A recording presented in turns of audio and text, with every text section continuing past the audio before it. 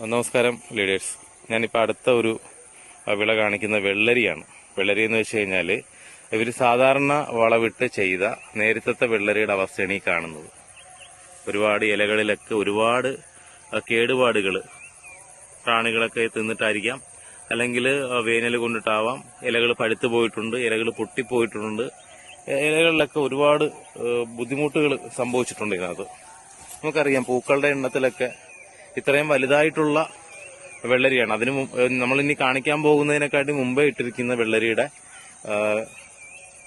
ചെടികളാണ് ഈ കാണുന്നത്. പൂക്കളൊക്കെ വളരെ കുറവാണ്. അതുമാത്രമല്ല, ഒരു ആരോഗ്യമില്ലാത്ത രീതിയിലാണിത് പിടിച്ചു നിൽക്കുന്നത്. ഈ ഇലകളൊക്കെ നിങ്ങൾക്ക് കാണുമ്പോൾ അത് നന്നായിട്ട് മനസ്സിലാക്കാൻ പറ്റുന്നതെന്ന് തോന്നുന്നു.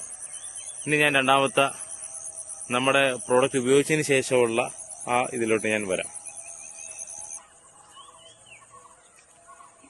ഓക്കെ ഗൈസ്, ഇതിപ്പോ നമ്മുടെ ഇന്ത്യഗ്രോയുടെ വളങ്ങൾ ഉപയോഗിച്ചതിന് ശേഷം വന്നിരിക്കുന്ന ഒരു ഗ്രോത്താണ്. കാര്യം എന്ന് വെച്ച് കഴിഞ്ഞാൽ നിങ്ങൾക്ക് മനസ്സിലാക്കാൻ കഴിയുന്നുണ്ടായിരിക്കും, നല്ല കളറിലാണ് ഇലകൾ വളരുന്നത്. ഇലകളിൽ ഒരുപാട് കംപ്ലൈന്റുകൾ വരുന്നില്ല. ഇത് കണ്ടോ, ഇത് നല്ല ഒരു എനർജറ്റിക് ആയിട്ടാണ് ഇത് വളരുന്നത്. കണ്ടോ, ഇത് നല്ല ഒരു പവറിൽ.